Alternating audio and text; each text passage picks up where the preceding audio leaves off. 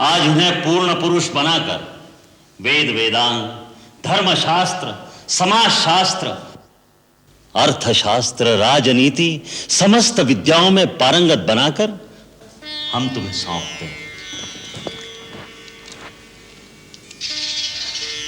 क्षमा कीजिए गुरुदेव, हम सब और अधिक प्रतीक्षा ना कर सकी। हम आपके दोषी हैं महारानी। गुरु आश्रम से आने के बाद अयोध्या की सारी प्रजा की नजरें होनहार राजकुमारों पर लगी हुई है। अब समय आ गया है, राजकुमारों की रुचि के अनुसार जिम्मेदारी उनके कंधों पर डाल देनी चाहिए।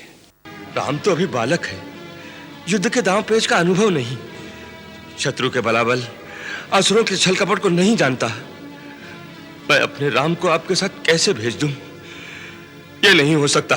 बस राजन, धर्म और आदर्श की बड़ी बड़ी बातें करना और बात है, और उसे निभाना और बात है।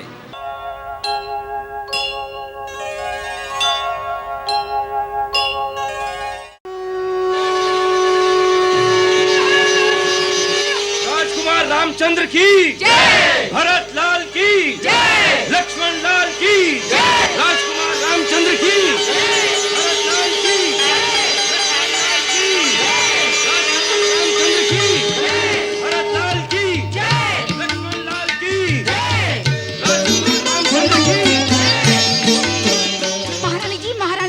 राजकुमार नगर में आ गए। जनता उनकी जय जयकार कर रही है, उन पर फूल बरसा रही है। भरत लाल की जय, लक्ष्मण लाल की जय, राजकुमार रामचंद्र की जय, भरत लाल की जय, लक्ष्मण लाल की जय।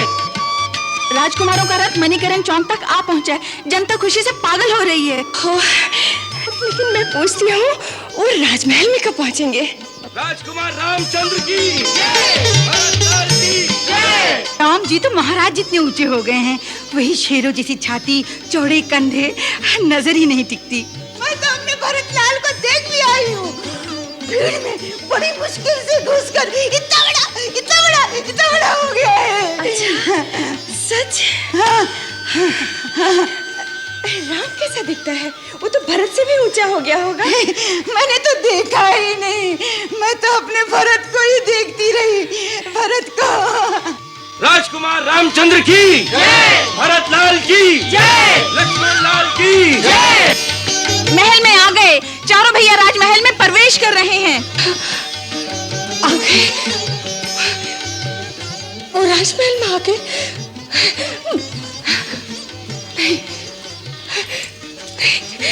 क्या हुआ महारानी? मैं नहीं जाऊंगी।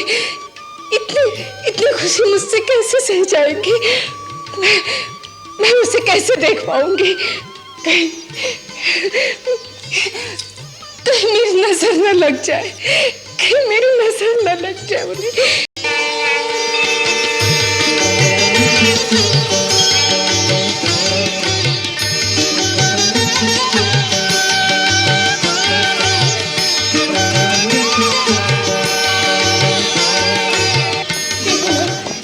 अन्याय है।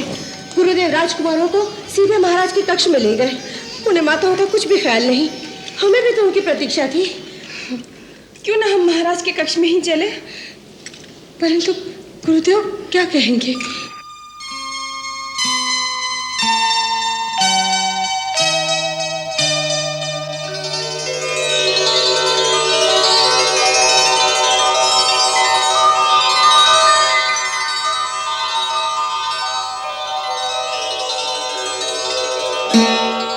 मैं आपका पुत्र राम अपने भाइयों सहित अपने आप को आपकी सेवा में समर्पित करता हूं। आपकी आज्ञा का पालन करना आजीवन हमारा धर्म रहेगा। भगवान तुम्हें दीर्घायु प्रदान करे और सदा सुखी रखे। गुरुदेव, आपकी कृपा से आज मेरे चारों मनोरथ सफल हो गए। नरेश, तुमने नन्हे अबोध बालक हमें सौंपे थे। आज उन्हें पूर्ण पुरुष बनाकर वेद वेदांग, धर्मशास्त्र, समाजशास्त्र, अर्थशास्त्र, राजनीति, समस्त विद्याओं में पारंगत बनाकर हम तुम्हें सौंपते हैं। क्षमा कीजिए गुरुदेव, हम सब और अधिक प्रतीक्षा ना कर सकी। हम आपके दोषी हैं महारानी। देवी अरुंधति ने हमसे कहा था कि कुमारों को पहले माताओं के पास ले जाना, किंतु राजकीय शिष्टाचारों में हम भूल गए। हमें क्षमा करना। अब आपकी अमानत आपके हवाले करता हूं। एक बनवासी ने इनसे बड़ी कठोर तपस्या कराई, अब इन्हें अपने आंचल की शीतल छाया में समेट लो। राम, मां का स्थान ईश्वर और गुरु से भी ऊंचा होता है। जो भक्तिभाव से मां के चरणों की सेवा करता है, देवता भी उसकी पूजा करते हैं। जिन चरणों में कई स्वर्ग समाये हैं, उन मात्र चरणों की वंदना करो राम।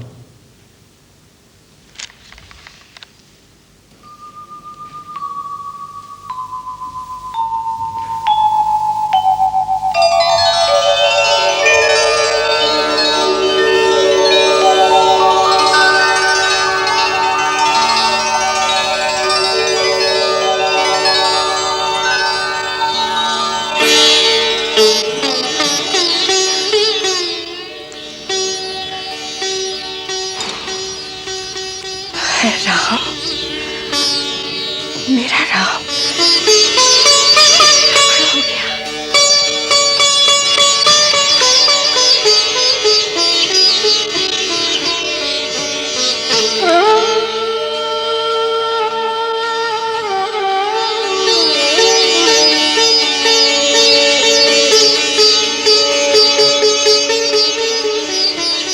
जुग जुग जियो, सदा खुश रहो।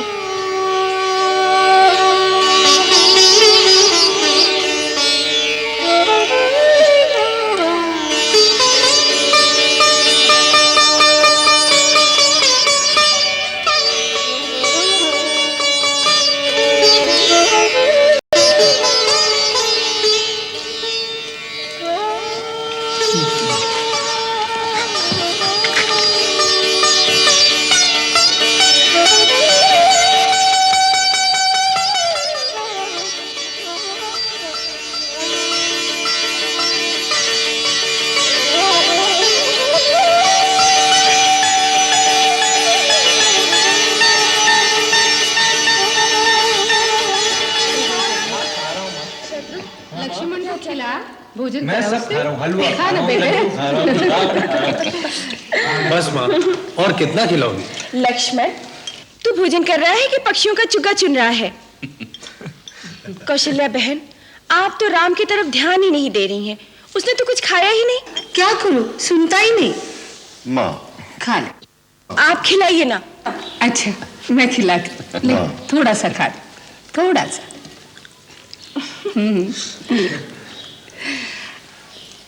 खीर खा ले थोड़ी सी, तुझे बहुत पसंद है ना? नहीं माँ, बस अब और नहीं। अरे, गुरुकुल में भेजा था तब कितना अच्छा मोटा ताजा था। हाँ माँ, देखो ना अपने राम भैया कितने सूख गए हैं। ये सब आप क्या कर रही हैं? ये ठुमक ठुमक कर चलने वाले नन्हे बच्चे नहीं रहे। हाँ हाँ, हमें मालूम है। नजर मत लगाई हमारे बच्चों को। सुनिए महाराज, हम माँ बेटों के बीच में बोलने की आपकी कोई आवश्यकता नहीं है। आप चुपचाप अपना भोजन कीजिए।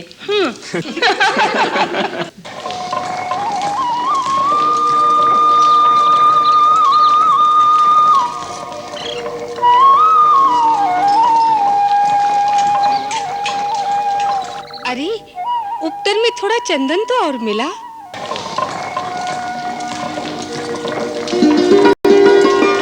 कितना चंदन माँ? ओहो, तो चुप रहना। राजकुमारों का शरीर फूलों की तरह कोमल होना चाहिए। हमारे गुरुदेव कहते थे क्षत्रिय राजकुमारों का शरीर वज्र की तरह होना चाहिए, जिससे टकराकर शत्रु की तलवारें कुंठ हो जाएं। सो तो मैं देख ही रही हूँ। गुरुदेव ने पत्थर की ही तरह बनाकर भेजा है। उन्होंने ये नहीं सोचा कि जीवन केवल युद्ध ही युद्ध नहीं होता, उसमें प्रेम और श्रृंगार परम आवश्यक है। श्रृंगार? हाँ, गुरुदेव भला इन बातों को क्या समझेंगे? वो क्या जाने कि जब हमारे राजकुमार किसी दूसरे राज्य में जाएंगे तो वहाँ की राजकुमारियाँ हमारे राजकुमार को देखकर भला क्या कहेंगी? वो तो यही कहेंगी कि अयोध्या के राजकुमारों को प्रेम और श्रृंगार की विद्या आती ही नहीं, वो तो सिर्फ योद्धा बने मटकते फिरते हैं। उन्हें सुंदरता से तो कोई लगाव ही नहीं। पर माँ, हमारे गुरुदेव कहते थे पुरुष की असली सुंदरता उसकी वीरता में है। वीर पुरुषों के सहारे संसार के सभी प्राणी सुख और शांति से रह सकते हैं। किंतु लक्ष्मण, जिस वीरता में भावना की कोमलता ना हो वो सुंदर नहीं हो सकता। श्रृंगार रस के बिना जीवन रसहीन और सूना हो जाता है, और जिसका अपना जीवन सूना हो वो भला संसार को क्या सुख और क्या शांति दे सकता है?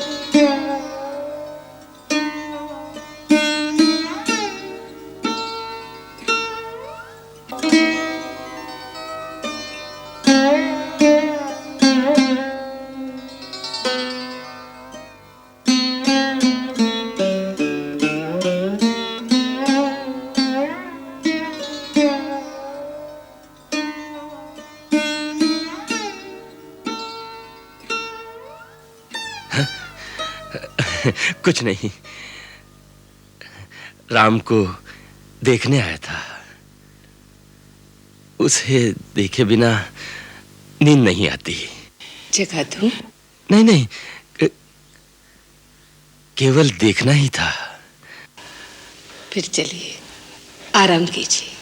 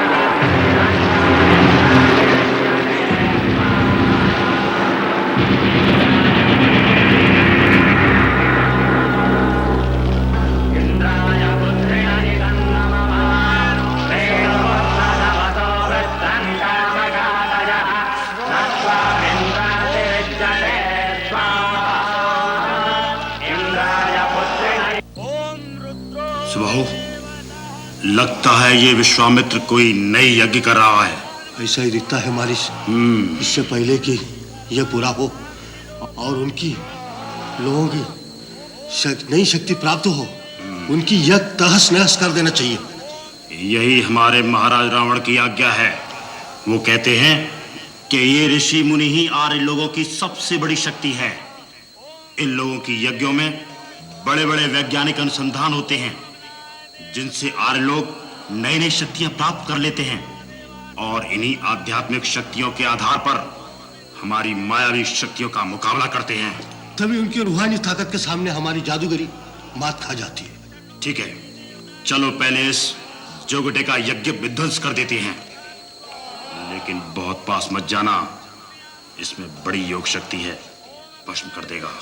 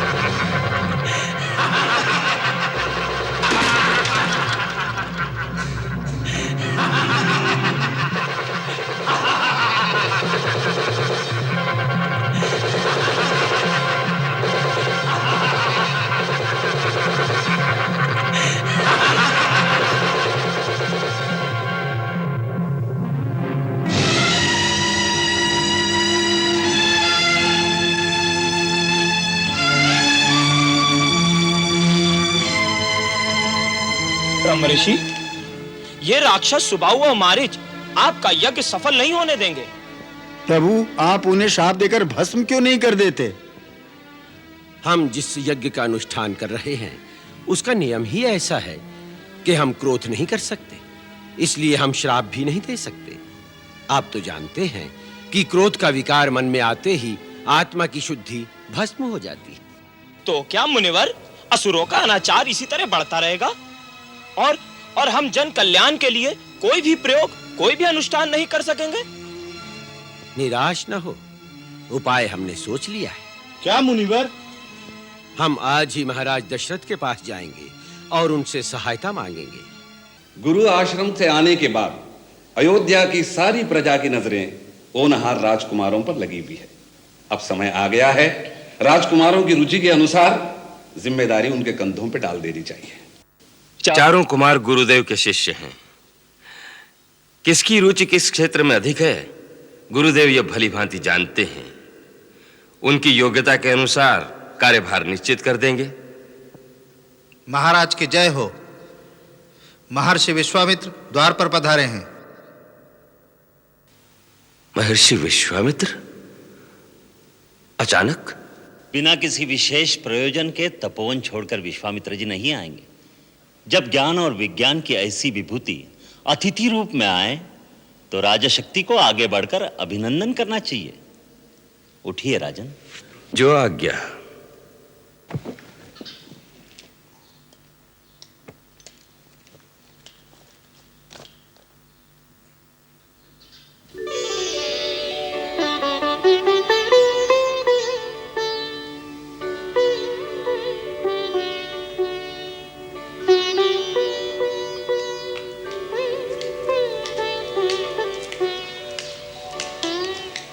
आपका स्वागत है तपोनिधि।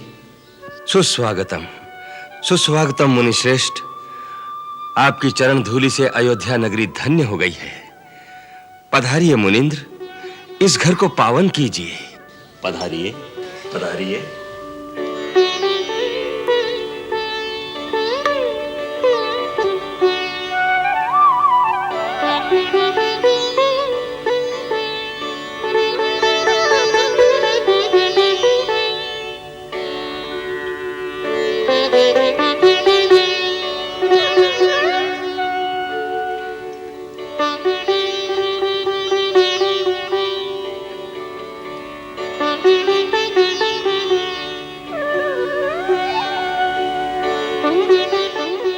सूर्यवंश के राजा दशरथ, तुम्हारे साम्राज्य में सर्व कुशल मंगल तो है ना?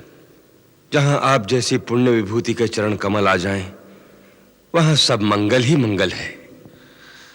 आपके आगमन से मेरा घर तीर्थ हो गया, मेरा जीवन धन्य हो गया। अयोध्यानाथ, तुम्हारी शिष्टता, तुम्हारी विनम्रता देखकर हम प्रसन्न हुए। हमें विश्वास हो गया है कि तुम्हारे राज्य में ऋषि मुनियों के धर्म और सत्कर्म निर्विघ्न पूरे होंगे। धर्म और सत्कर्म की सेवा में सर्वस्व समर्पण करने के लिए रघुकुल का बच्चा बच्चा वचनबद्ध है। आज्ञा कीजिए मुनीन्द्र, किस अभिप्राय से आपका यहां पधारना हुआ है? आपकी जो आज्ञा होगी दशरथ प्राण देकर भी उसे पूरा करेगा। धन्य हो रघुकुल शिरोमणि। इस पृथ्वी पर दूसरे किसी के मुख से ऐसे उदार वचन संभव नहीं है।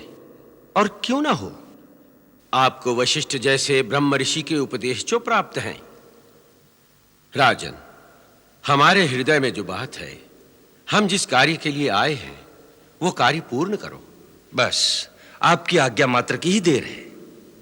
राजन, तपोवन में असुरों के उत्पात दिन प्रतिदिन बढ़ते जा रहे हैं।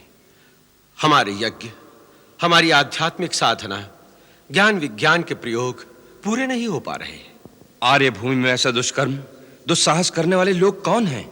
लंका के राजा रावण के गुप्तचर, सुबाहु, ताड़का का पुत्र मारीच अपनी मायावी शक्ति से हमारा कोई कार्य, हमारा कोई पवित्र अनुष्ठान पूरा नहीं होने देते और अपनी मायावी शक्ति से जन कल्याण के कार्यों में भी विघ्न डालते हैं। ऋषिराज, तपस्वी ऋषि मुनियों की सहायता हमारा धर्म है। अवध की सारी सेना आपकी सेवा में तैनात कर दी जाएगी। नहीं अयोध्यापति, सेना की सहायता से सुरक्षा का उपाय किया तो असुर शक्तियां भी आर्यवर्त की सीमाओं पर सेना का संगठन करेंगी, और उसके लिए अभी उपयुक्त समय नहीं है। तो हम किस प्रकार आपकी सहायता कर सकते हैं? हम तुमसे तुम्हारे राम को मांगने आए हैं। हमें केवल राम दे दो, हमारी रक्षा का उपाय हो जाएगा। राम? नहीं नहीं, वो नन्हा सा बालक आपके कार्य को कैसे सिद्ध कर सकेगा? आप मुझे आज्ञा दीजिए, अपनी पराक्रमी सेना के साथ मैं स्वयं सबसे आगे रहकर आपके यज्ञ की रक्षा करूंगा। जब तक शरीर में प्राण रहेंगे तब तक आपके अनुष्ठान पर आंच नहीं आने दूंगा। राम तो अभी बालक है, युद्ध के दांव पेच का अनुभव नहीं, शत्रु के बलाबल, असुरों के छल कपट को नहीं जानता। मैं अपने राम को आपके साथ कैसे भेज दूं? ये नहीं हो सकता। बस राजन, धर्म और आदर्श की बड़ी बड़ी बातें करना और बात है, और उसे निभाना और बात है। तुम्हारे पूर्वजों ने अपने वचन को निभाने के लिए क्या कुछ नहीं किया। महाराज शिवी ने एक कबूतर के लिए अपने शरीर की बोटी बोटी कटवा दी। महाराजा हरिश्चंद्र ने अपना वचन निभाने के लिए अपने पुत्र और अपनी पत्नी को बेच दिया, और एक तुम हो, अपने पूर्वजों की कीर्ति पर कलंक लगा रहे हो। हमारी इच्छा पूरी करने की प्रतिज्ञा की थी, उसे तोड़ रहे हो। ठीक है राजन, हम जिस तरह आए थे उसी तरह चले जाएंगे। क्रोध न कीजिए मुनिवर, आप मेरे पूज्य देवता समान हैं, मुझ पर अनुग्रह कीजिए। रावण का वेग तो देव, दानव, गंधर्व, किन्नर और नाग भी नहीं सह सकते। मेरा नन्हा राम उस रावण से अकेले कैसे टक्कर ले सकेगा? मेरे पुत्र पर दया कीजिए, मेरे पुत्र पर दया कीजिए। महर्षि वशिष्ठ, महाराज दशरथ की नजर अभी तक राम के दिव्य तेज को नहीं पहचान सकी, परंतु आप तो जानते हैं, आप ही इन्हें समझाइए। ब्रह्मर्षि विश्वामित्र ठीक कह रहे हैं राजन। राम युग और इतिहास की धाराओं को मोड़ने आए हैं। वो स्वयं मंगल भवन अमंगलहारी हैं। समय और काल बीत जाएंगे, युग बदल जाएंगे, वशिष्ठ और विश्वामित्र पुस्तकों के पन्नों में लिखे रह जाएंगे, पर राम का नाम धर्म और संस्कृति की पहचान बनकर अमर, अविनाशी बना रहेगा। परंतु गुरुदेव। नहीं राजन, तुम नहीं जानते। विश्वामित्र तो तुम्हारे पुत्र के कल्याण के लिए ही उसे लेने आए हैं। अन्यथा महर्षि विश्वामित्र स्वयं सुबाहु, मारीच आदि असुरों का नाश करने में समर्थ हैं, परंतु ये सारा गौरव राम को देना चाहते हैं। राजन, शंका मत करो, राम को इनके चरणों में समर्पित कर दो, इसी में सबका कल्याण है। संभव है इसी में सबका कल्याण हो। आप गुरुजनों की आज्ञा शिरोधार्य करता हूं। सुमंत्र। महाराज। राम को भेजने की तैयारी करो। जो आज्ञा।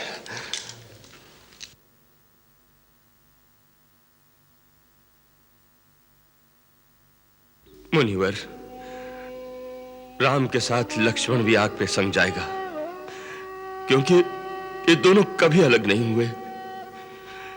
राम, लक्ष्मण मेरी दो आंखें हैं, मेरे प्राण हैं। आज मैं इनको आपके हवाले करता हूं। निश्चिंत रहो राजन, सब मंगल ही होगा। राम, लक्ष्मण, महर्षि विश्वामित्र ही आज से तुम्हारे माता पिता के समान होंगे। इनकी आज्ञा, इनकी सेवा ही तुम्हारा धर्म होगा।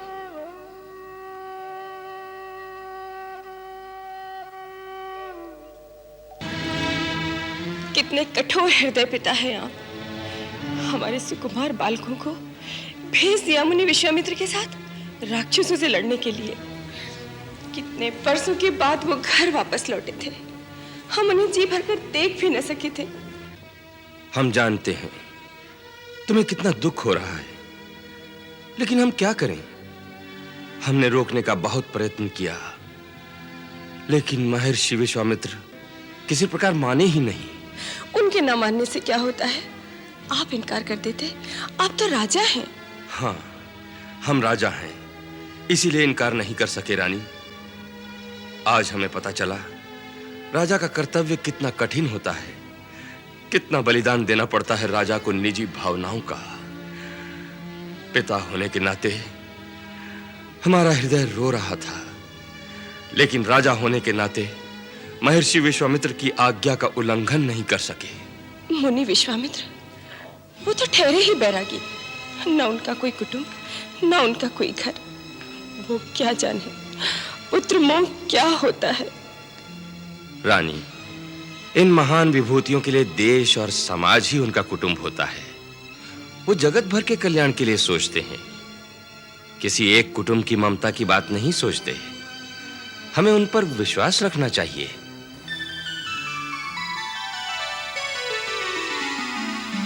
पुरुष सिंह दो वीर, हरख चले मुनि भय हरन।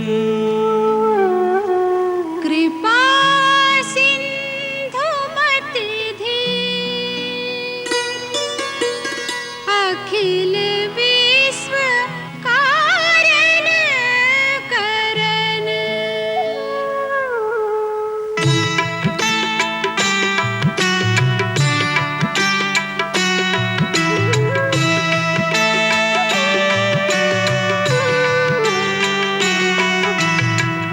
अरुण नयन और बाहु विशाला, नील जलज तनु श्याम तमाला।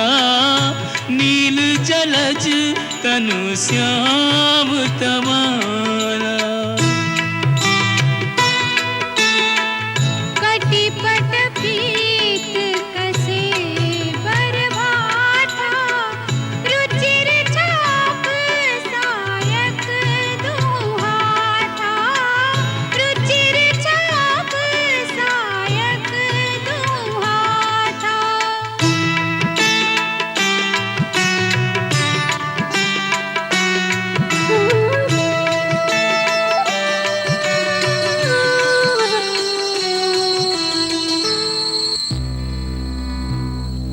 गुरुदेव, ये भयानक स्थान तो बड़ा ही दुर्गम है, और ये विचित्र पैरों के निशान किसके हैं? ये पद चिन्ह राक्षसी ताड़का के हैं। ताड़का? हाँ, चयकोस के इस वन प्रदेश पर ताड़का का अधिकार है, और इस स्थान से कोई भी प्राणी जीवित बचकर जा नहीं सकता। कभी यह स्थान एक समृद्धशाली जनपद था।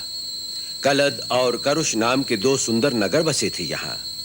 अगस्त मुनि के शाप से राक्षसी बनी ताड़का और उसके पुत्र मारीच की विनाश लीला से यह नगर उजाड़ हो गए। उस पापिनी में 1000 हाथियों का बल है। सावधान राम, यही ताड़का वन है। वो यहीं कहीं छुपी होगी। वो बड़ी मायाविनी है, कोई भी रूप धारण कर सकती है, इसलिए सावधान।